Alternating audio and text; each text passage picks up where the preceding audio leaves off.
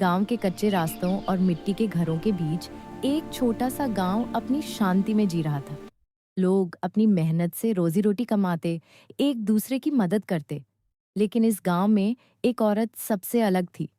बुढ़िया यानी धनी आम्मा। बुढ़िया चालाक थी और सबसे ज्यादा लालची। रोज वह गांव वालों से अनाज उधार लेती, पर वापस नहीं करती। एक दिन गांव वाली औरत पूछती है। गांव वाली औरत, अम्मा जी, कल का अनाज वापस कब दोगी? बुढ़िया हल्की हंसी के साथ, अरे कल दे दूंगी, तुम लोग बस इंतजार करो। इसी गांव में मासूम लड़का गोपाल अपनी माँ राधा के कहने पर बुढ़िया के घर अनाज देने आया। गोपाल के हाथ में थोड़ा सा अनाज है जो उसकी माँ ने दिया था।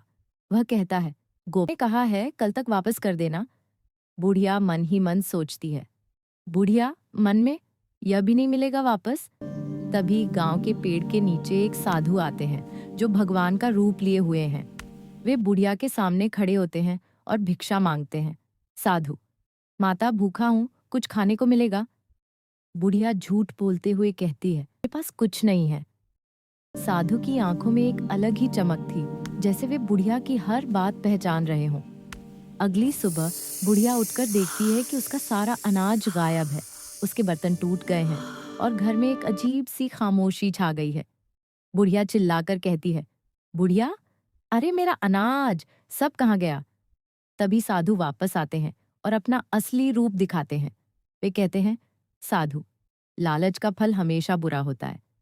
बुढ़िया समझ जाती है कि उसकी लालच की वजह से ही यह सब हुआ है। गांव के सभी लोग चौपाल में इकट्ठा होते हैं। बुढ़िया शर्म से सिर झुकाकर माफी मांगती है।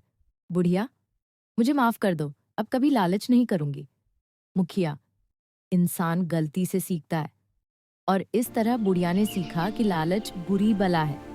जो दूसरों का हक मारते हैं उनका अपना भी चला जाता है।